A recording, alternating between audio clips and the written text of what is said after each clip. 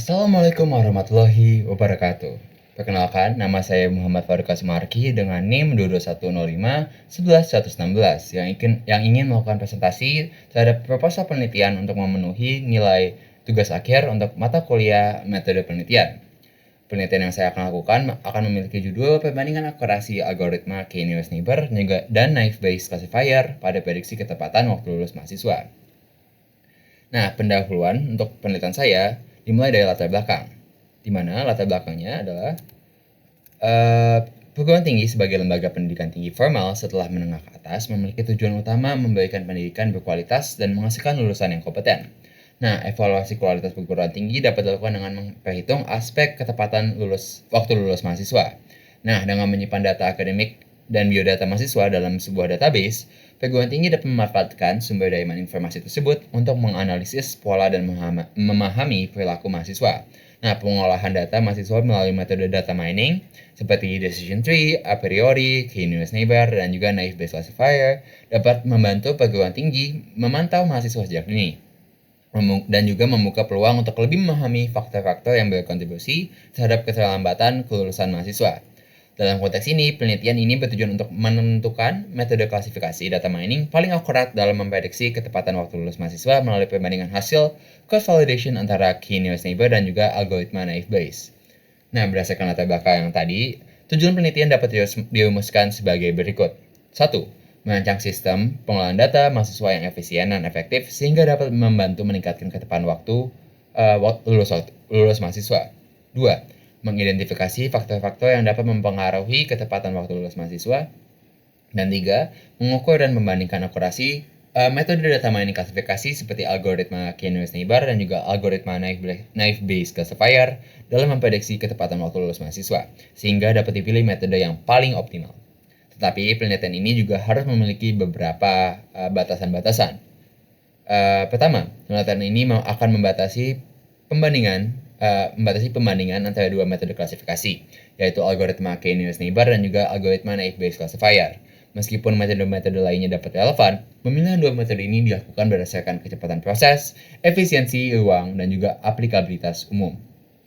Yang kedua, penelitian ini memfokuskan analisis pada ketepatan waktu lulus mahasiswa sebagai variable target faktor-faktor lain yang memungkinkan memengaruhi pengalaman mahasiswa, tetapi tidak secara langsung terkait dengan kelulusan tepat waktu, tidak akan menjadi fokus utama. Selanjutnya, kita perlu melakukan kajian literatur yang menunjukkan beberapa penelitian sebelumnya dalam konteks prediksi ketepatan waktu lulus mahasiswa. Nah, pertama ada Hidayat dan kawan-kawan yang menggunakan metode KNN untuk menangani ketidakseimbangan jumlah mahasiswa yang mendaftar dan lulus tepat waktu di SMIK IKMI dengan tingkat akurasi 70,28%. Penelitian lain oleh Priyambodo dan kawan-kawan memfokuskan pada mahasiswa penerima bidik misi yang menggunakan KNN dengan variable predictor seperti jenis kelamin dan juga nilai TOEFL yang mencapai akurasi tertinggi 93,93%. Sebaliknya, penelitian yang menggunakan metode naive Bayes oleh Setiani dan kawan-kawan menunjukkan efektivitas dalam memprediksi ketepatan waktu lulus mahasiswa dengan tingkat akurasi lebih dari 90%. Setelah itu, ada Saputra dan Sari yang mencatat bahwa hanya sekitar 50% mahasiswa jurusan informatika di Universitas ICOM yang lulus tepat waktu. Dalam penelitian ini dengan dataset 300 data dari alumni angkatan 2012 dan 2013, proses pengujian menggunakan 10-fold cross-validation dan juga confusion matrix. Hasilnya menunjukkan bahwa model naive Bayes classifier memiliki tingkat akurasi sekitar 68%, presisi 61,3%, recall 65,3%, dan juga F1 score 61%. Terakhir juga terdapat penelitian dari Depari dan kawan-kawan yang melakukan pembandingan model naive Bayes, decision tree, dan juga random forest dalam memprediksi penyakit jantung dengan random forest memiliki akurasi tertinggi sebesar 0,75%. Atau ya, dengan dasar literatur ini, penelitian ini akan membandingkan tingkat akurasi antara metode K-nearest neighbor dan juga naive Bayes classifier menggunakan hasil rata-rata cross validation dengan harapan mendapatkan pemahaman yang lebih mendalam melalui penggunaan dataset yang lebih umum dan beragam. Nah, selanjutnya ada beberapa landasan teori. Landasan teori yang pertama adalah pengertian dari data mining. Data mining adalah proses analisis kumpulan data yang berukuran besar, yang bertujuan untuk mengungkapkan dan juga menyimpulkan hubungan yang jelas. Dalam melaksanakan tugasnya, data mining menggunakan teknik machine learning dan juga pengenalan pola untuk mengambil informasi yang berguna dari sebuah kumpulan data yang besar. Selanjutnya ada klasifikasi, yang merupakan suatu proses yang menggunakan sebuah model atau fungsi untuk menggambarkan serta mengelompokkan data ke kelas atau konsep tertentu. Nah, klasifikasi bertujuan untuk melakukan prediksi kelas suatu objek, terutama pada situasi di mana label kelas dari objek tersebut tidak diketahui. Dengan kata lain, klasifikasi melibatkan upaya untuk mengidentifikasi pola atau karakteristik yang membedakan setiap kelas, sehingga model yang dihasilkan dapat memberikan prediksi yang akurat terhadap kelas suatu objek yang belum dikenal sebelumnya. Selanjutnya ada algoritma Key Nearest Neighbor yang merupakan metode pembacaan berbasis instan. Nah, pendekatan yang memprioritaskan penggunaan instan atau contoh dalam proses pengambilan keputusan. Dalam konteks ini, KNN yang akan termasuk dalam kategori lazy learning mengaplikasikan data latihan untuk membuat prediksi terhadap data baru atau data pengujian.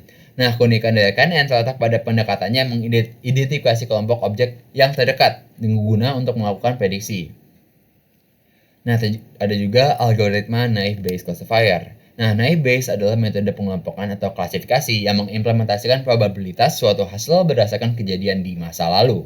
Nah, penentuan probabilitas ini pada metode yang menggunakan probabilitas menggunakan sebuah rumus yang disebutkan teorema Bayes.